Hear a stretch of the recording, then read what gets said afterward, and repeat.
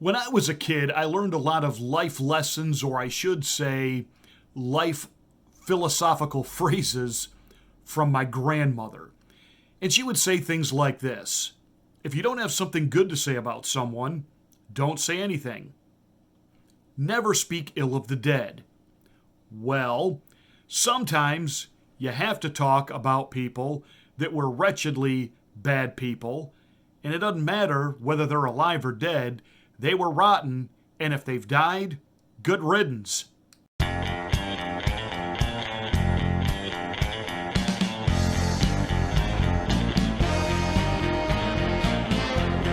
On Monday, retired General Colin Powell died. Now, in a release statement from the family, they said it was complications due to coronavirus, which immediately people sprang into action with the political narrative.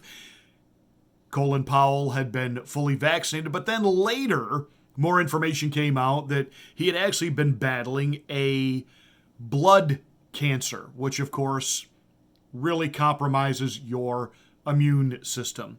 But nonetheless, throughout the day on both left and right media, they took the opportunity to again continue to politicize the virus, vaccine, etc. And I'm not going there. I'm not dealing with any of that in this commentary. What I was a little bit taken back by was how the left wing and right wing media, after they did their politicization over the virus and whatever role it played in his death, they were all unified in their unbridled praise, adoration, and respect for a war criminal. Have we forgotten that in 2003, he used his influence on the world stage to lie us into war? I cannot tell you everything that we know, but what I can share with you, when combined with what all of us have learned over the years, is deeply troubling. What you will see is an accumulation of facts and disturbing patterns of behavior. The facts in Iraq's behavior demonstrate that Saddam Hussein and his regime have made no effort to disarm as required by the international community.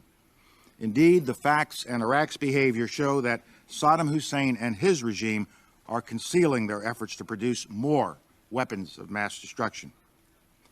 None of this should come as a surprise to any of us. Terrorism has been a tool used by Saddam for decades.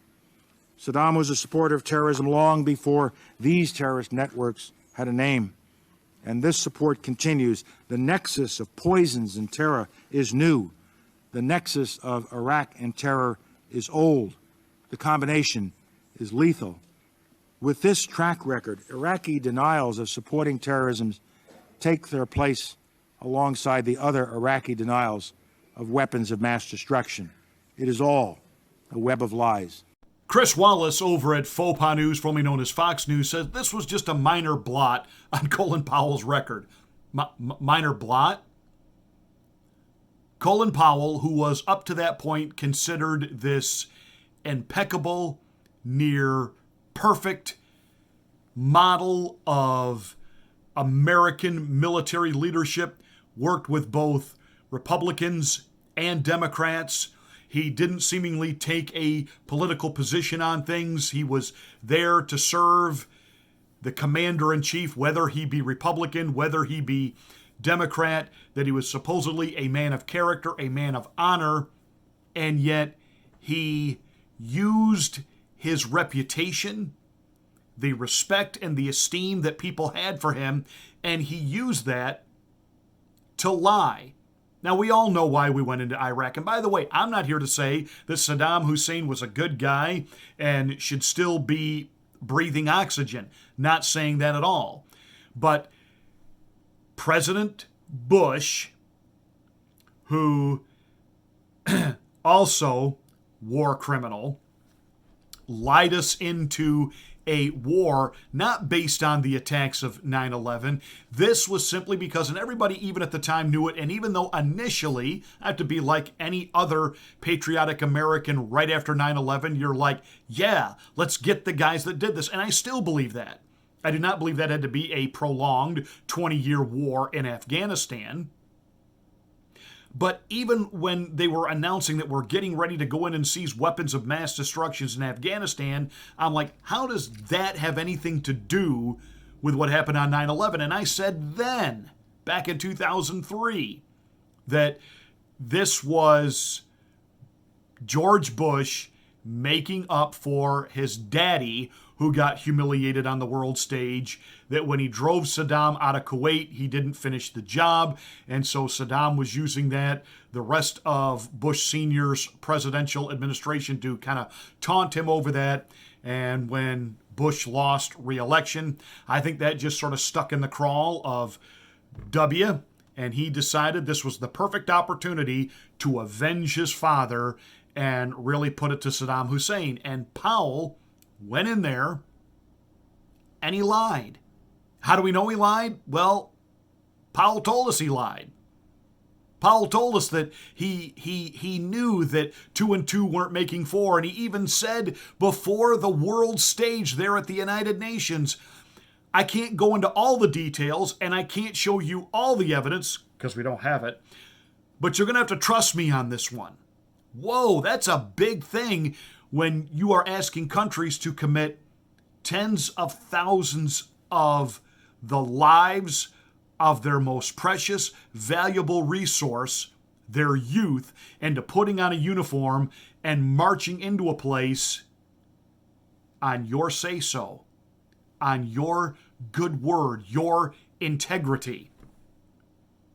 So a few years later, when Colin Powell stunned Republicans by endorsing Barack Obama, despite he had a 25-year friendship with John McCain. Then again, I know John McCain to be the war traitor that he was, a traitor to his nation, a traitor to his comrades. He should have been in Leavenworth as a military traitor rather than having parked his derriere in the Senate decade after decade after decade, making sure that no one ever actually opened up the files on him and what he did to collaborate with the enemy. But the fact that Colin Powell picked a guy that was obviously, that did not have the best interest of American sovereignty at heart, and picked a guy who really bent over backwards to downplay the fact that we did have enemies around the world, that this was the guy that he endorsed. And then, he would constantly go on these tours and these lecture junkets where, he explained, that he had compromised his integrity, but that's not what he wanted to be known for. And the reason that he really supported Barack Obama was he found this man to be, he was thinking, he had the plan for the economy. How'd that work out? That he was a young man of honor.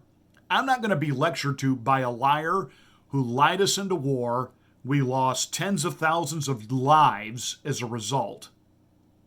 We illegally toppled a regime. He's a war criminal, and then he's going to lecture us on honor and integrity. And I'm sorry, the only reason that everybody is falling all over him now, including the Democrats, is because Colin Powell didn't like Orange Man Donald Trump. That's it. This is why all of a sudden now, the same people who a few years ago were just all over George Bush and rightly calling him a war criminal, they are heaping praise on him. The elite love him, even on the Democratic side of the aisle, because, well, he didn't like Donald Trump. And what was Donald Trump's big crime when it came to Colin Powell and the Bush crime family? He told the truth about the illegal war.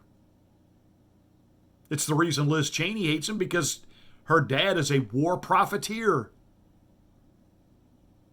George W. Bush, war criminal. Colin Powell, war criminal. So I know he's dead, and I didn't purposely say anything on the day of his death. He's dead, good riddance, another warmonger, war criminal, gone. Part of the military-industrial complex, gone. Good. Goodbye, good riddance. Hey, that's it for this rant. Make sure you smack the bell, click the word all to get notification of my next rant.